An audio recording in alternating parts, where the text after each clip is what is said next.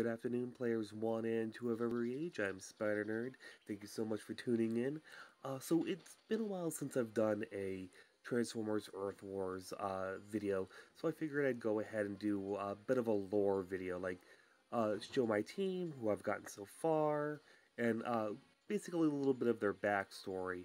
And I'd love some feedback as well. I mean, with all honesty, I only know of the 80s TV show as well as the expanded television universes, but I do not know too much of the comic book world. So if you're a bigger Transformers nerd than I am, by all means, I'd love to get a comment and an educational lesson on who does what and where they've been lately.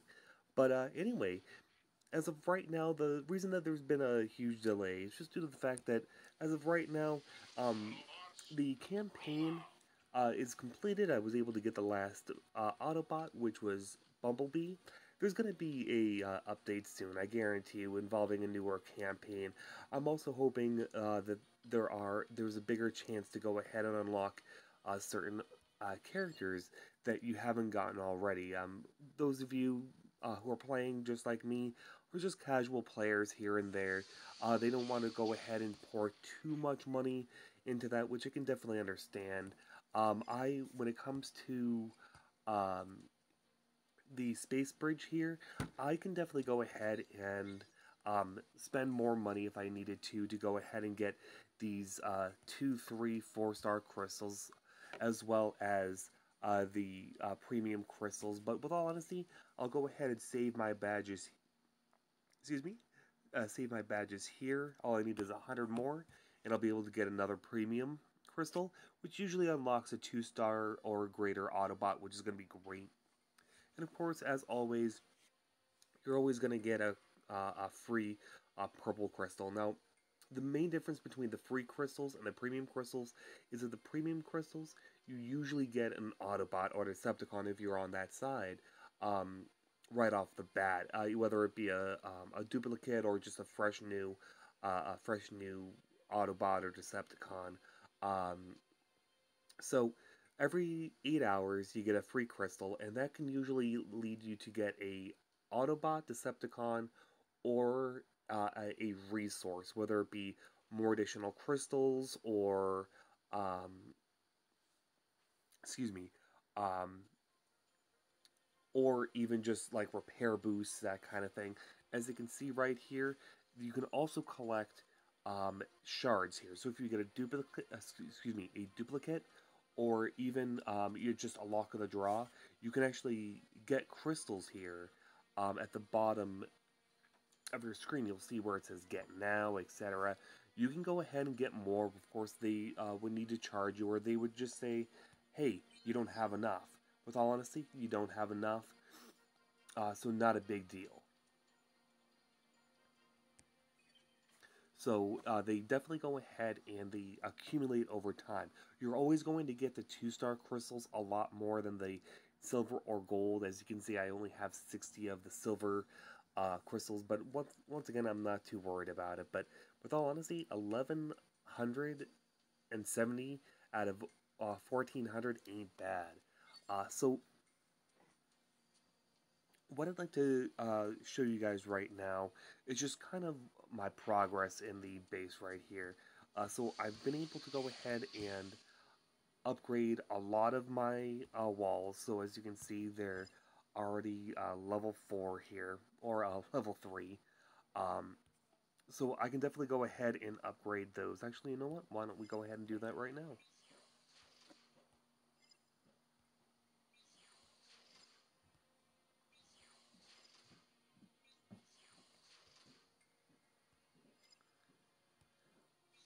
I've been attacked several times in the past, so I kind of have to rework how I want to go ahead and um, move about, like um, move about a better strategy for defense. With all honesty, your laser turret, which is going to be right here, I've pretty much placed right near the home base, pretty wide radius, and it takes a while to charge. So with all honesty, it's gonna go ahead and do a lot of heavy damage. Just it just takes a while to charge. So it's not gonna be like the low power rapid fire of the laser turrets, or even the laser cannon or the auto cannons. I've had to go ahead and upgrade those a lot, just so that way the border is going to be pretty well protected. But as you can see here, you got more utilities. Of course, they give you on the side here the ability to go ahead and buy crystals in the build section as well. You can go ahead and get crystals that way, as well as get more coins. Here is the area where you would purchase these coins. Now, with all honesty, in previous games, whether it be Transformers, Earth Wars, or any just mobile game in particular, they seem to overcharge you a lot for these games. For instance, one game that I play for $10, you would get 1,200 coins. That's not bad, but with all honesty, $5 or $4.99 here on the lower left-hand side, the value pack, 1,000 coins. That's a wonderful price. You can get 2 premium crystals for that and just knock it right out of the park. And of course, if you're definitely kind of rolling in cash, or grandma was really nice to you to give you a $100 check or something like that, you would definitely have the ultimate value of getting 30,000 coins, which would unlock a lot of things, whether it be newer defenses, newer utilities, and even, of course, up your army there.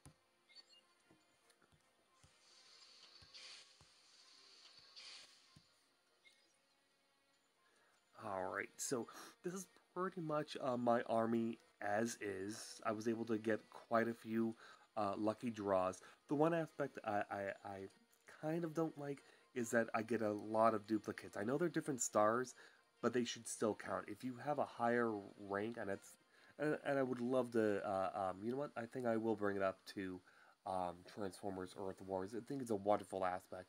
If you get, if you already unlocked an Autobot or Decepticon that's 2 stars or higher, and then you get a duplicate that's a lower ranking than that star, it should be counted as a duplicate. So instead of having, let's see here, I think I have 2 jump streams here. Here we are. I have a 1 star jump stream right here, and I have a 2 star right here. I would love for there to either be a duplicate program where it would say, okay, well, you see one jump stream that's 1 star and one that's 2 stars. Do you want to go ahead and sell the lower cost? That would be amazing. But these are all the characters that have been released so far. Windstream looks wonderful. And I want to, every single time, I hope that she drops from one of the free crystals. But with all honesty, I'm also a Dinobot fan, so I've been crossing my fingers for either Slug or Grimlock. But you know what? Why hold my breath? It's just a fun game to play. So basically, I have several rows to go for all of the Autobots here, and they definitely give you a lot. So, with all honesty, a free crystal isn't going to give you a duplicate that much. But as you can see here, they give you a combined power as well, of how much your Autobots are. If you had the like unlimited source of seating for the shuttle, um, they would give you that much power. So of course you're only going to be having enough seating for your shuttle, depending on how it's been upgraded. I've already upgraded my shuttle, so I have to upgrade my HQ first to, I believe, 7 in order to go ahead and get another seating. But 5, with all honesty, pretty good. So right now what I've been doing is getting all of my characters leveled up. I've been kind of slacking on a lot of my air characters, so so they're really low powered. Um, then of course you have all the heavy hitters. Um, all of your all of your main cast for the original 1980 series are usually going to be a special class. Um, Optimus Prime and Bumblebee, as well as Autobot Jazz, as well as Ratchet, have a higher health or power rating than all of your other standard Autobots. I think they're doing that just kind of as a fan service. I mean, with all honesty, who knows exactly what goes on in there, but with all honesty, I'm still pleased. So we already did a little bit of lore with Optimus Prime. Of course, back before the Civil War did occur, um, before Megatron became Megatron, he was known as Megatronus, a Decepticon gladiator. I kind of don't like that story. It doesn't make too much sense, but whatever. But he used to be called Orion Pax, and he was part of the Librarian Service. So I have him fully ranked up right now to level 20. Actually, you know what? I think I need to rank him up all the way to 20. I'm so sorry about that. Then, of course, we have Mirage. He's our gunner. Excuse me. Definitely have him ranked up as well.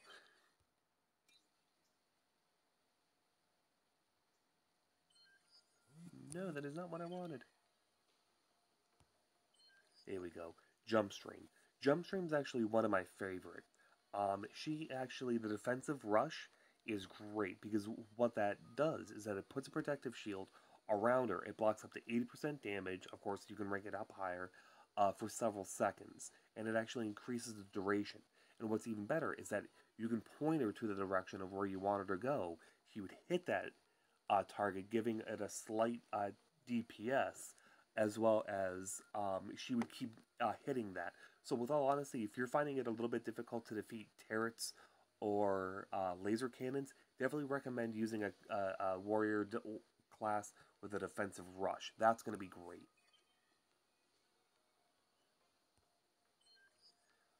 Alright, and next up we have Air Raid right here. I haven't got him completely leveled up, but I'm not really too worried about that. But basically, he's one of the hotheads of the aerial bots. Um, he was one who did like the thought of joining the Autobot cause. All the other aerial bots, with the exception of Starscream and a few others, lower ranks. This is once again before the Civil War. I believe didn't feel it was necessary to choose a side. Just let them do what they want to do. The Decepticons and Autobots, just let them do what they want to do, and they'll iron themselves out real quick.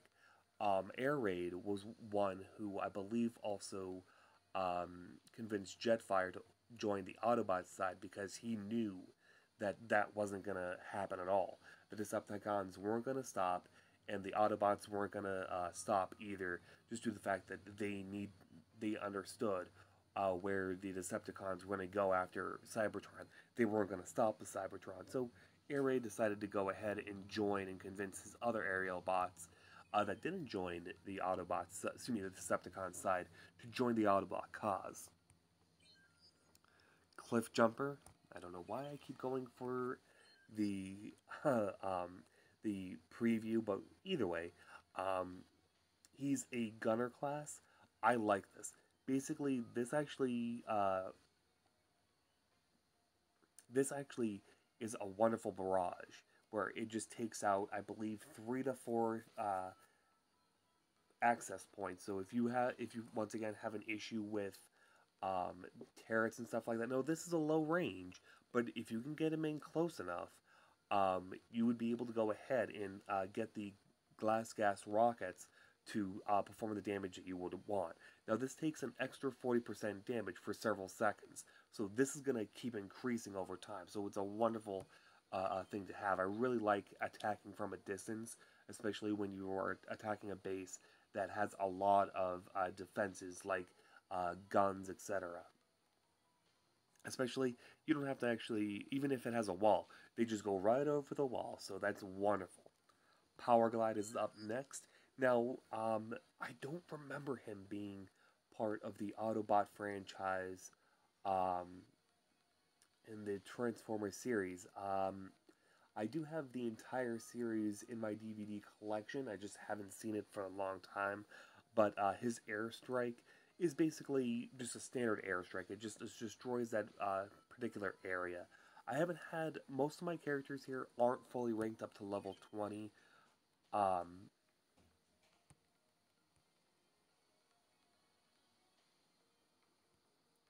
But with all honesty, I can definitely go ahead and just grind them as usual. Next up, we have Autobot Jazz. He does the Orbital Strike.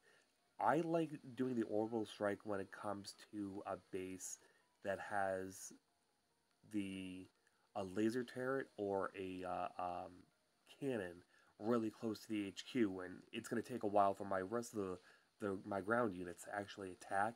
Because at least this goes ahead and just does the initial orbital strike real quick, and it gets a heavy amount of damage. So you can go ahead and take your time, and most of your army or your team shouldn't take a large amount of damage after that.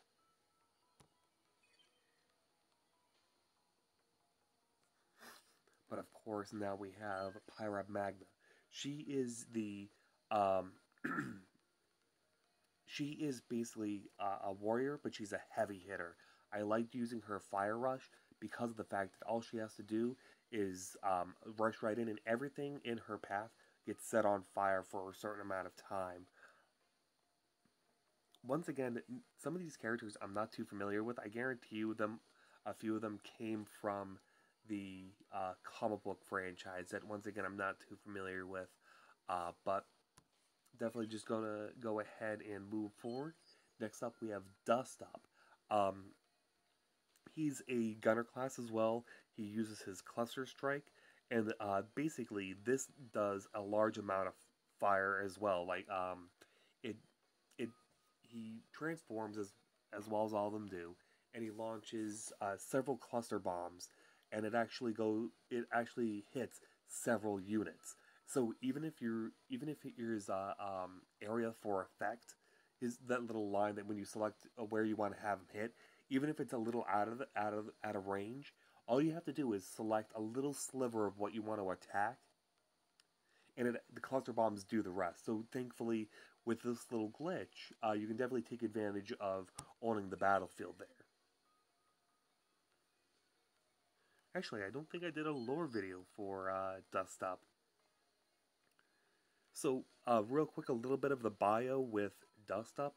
Dust Up does nothing by half measures, and once she's rolling a smart course of action, is going to be out of her way.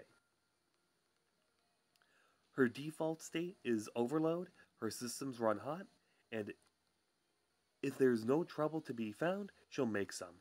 Oh god. her her fellow Rust renegades accept that inevitability.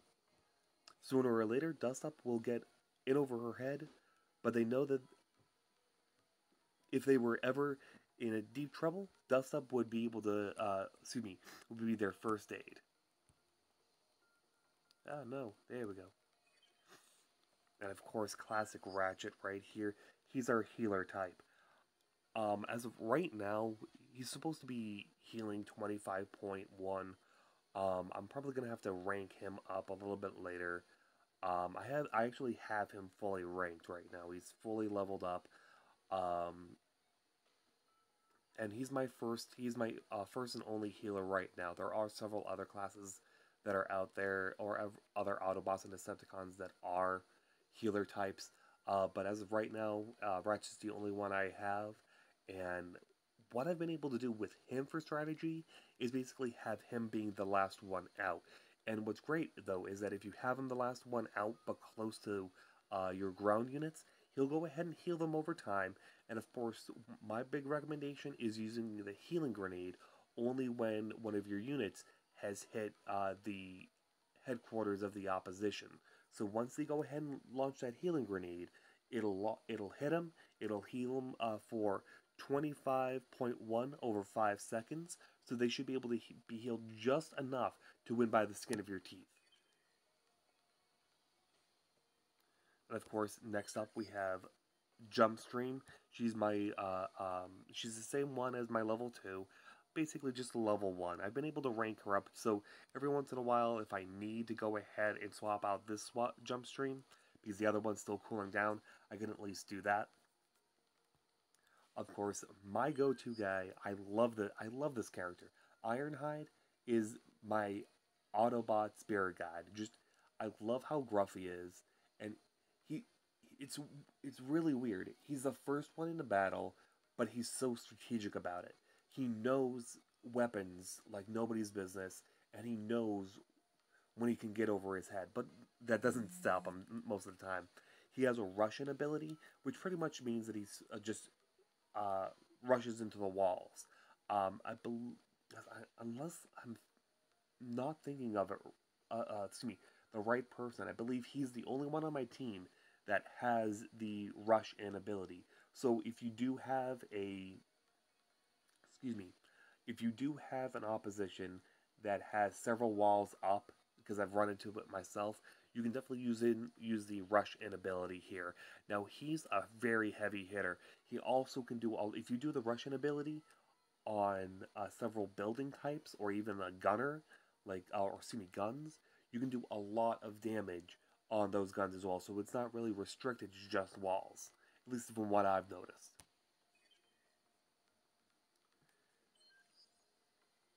All right, and the one and only Bumblebee. With all honesty, I believe he was his original name, at least in the toy universe. I think was something like the Golden Bug or something like that. It's gonna right now it's escaping me, but basically he's got an EMP bomb. He's a special unit just like Optimus Prime, and he's got an EMP bomb leveled up to level 2. And what this does is that it actually, for an area of effect, it deals up to 33% attack damage every second, and also stuns nearby targets. So, with all honesty, if you're running up against, once again, a few extra walls or even a lot of heavy guns, you can definitely throw that EMP bomb and it would go ahead and do the damage for you. So that way the other team, this is one of those things where I would recommend splitting up your team. If you can have Bumblebee go around and attack some guns and have them shut down for a few seconds, that'll buy you enough time to go ahead and have your other half do the additional attack that they need to do.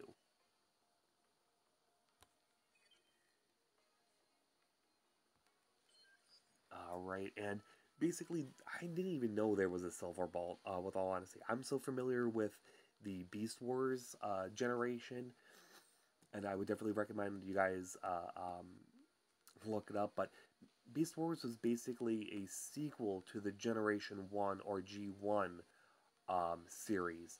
Basically, there are Predacons and Decepticons. Excuse me, Predacons and Maximals. Maximals are the descendants of the Autobots.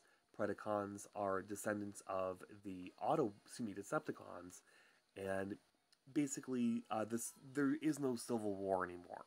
They're still in the Golden Age, um, but anyway, I'll definitely let you guys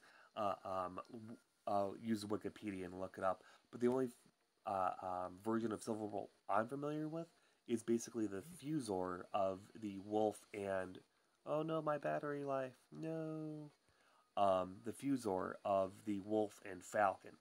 But anyway, he also has an EMP bomb. But basically, it's only for a single target, so it's not going to be a large range. But he's a short range attack. So once again, um, I would only recommend using him um, if you're under heavy fire. So if you already have the majority of your team near the HQ, of the opposition, and you're like, okay, I need a few seconds here just so that way they can tick a little bit more. I would definitely recommend using the EMP bomb from your flyer and attacking that single target that's doing the damage for you, and then you should be able to have assured victory. And of course, next up we have Firefly here, another aerial bot right here. I have him at level 12, but once again, it's just going to take a lot of time to go ahead and rank them up. But basically, he's just another support for any of your team members. So once again, I would recommend having all of your flyers in the back, all of your ground units in the front, and also I would recommend if you have a healer type like Ratchet, having them even behind the aerial bots your support, just in case.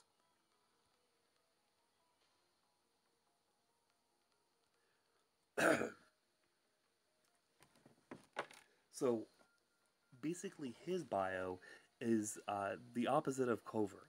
This recon specialist relies on his speed and daredevil evasive tactics.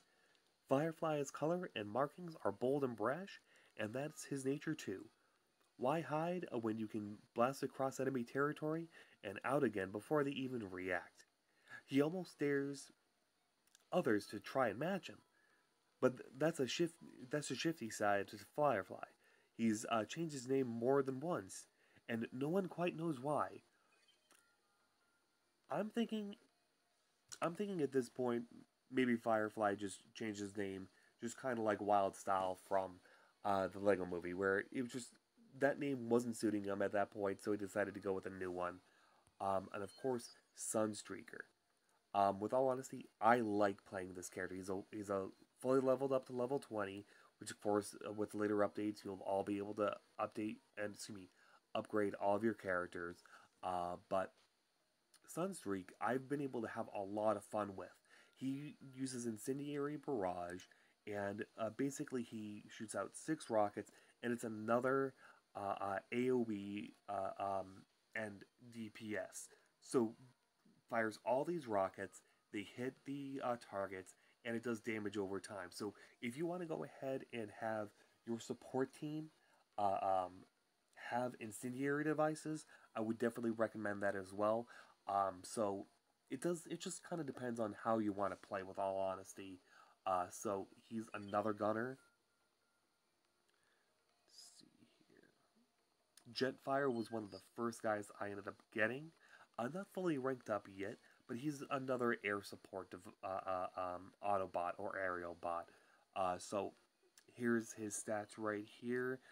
So basically just another support type. Prowl's also one of the latest guys I've gotten, actually.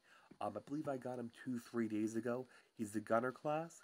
He's got rocket barrage, shoots 4 rockets from long range, delivering damage over the area around that target.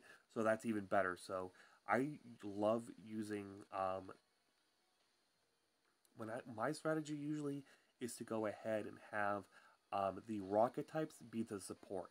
So if you have a short range ground unit that doesn't have rockets but can usually ram something, I would definitely recommend using that, and then using your support types, not just your aerial bots, but anything with rocket barrages, due to the fact that you can actually go ahead and do more damage from afar instead of actually just really up close. He's actually one of the long range Autobots that I have. I think he's the only long range. And of course, a duplicate Firefly there. But there you have it, a quick little video. Just kind of what I've been doing lately with my HQ here. As you can see, the Energon is definitely flowing. And a quick little bio and a quick little lore video about my team so far. But by all means, if you have any questions or concerns or comments in the, go ahead and type them in the comment section below. I'd love to hear it. But anyway, this will be Spider Nerd signing off. Thank you so much for joining me, guys. Peace out. Bye.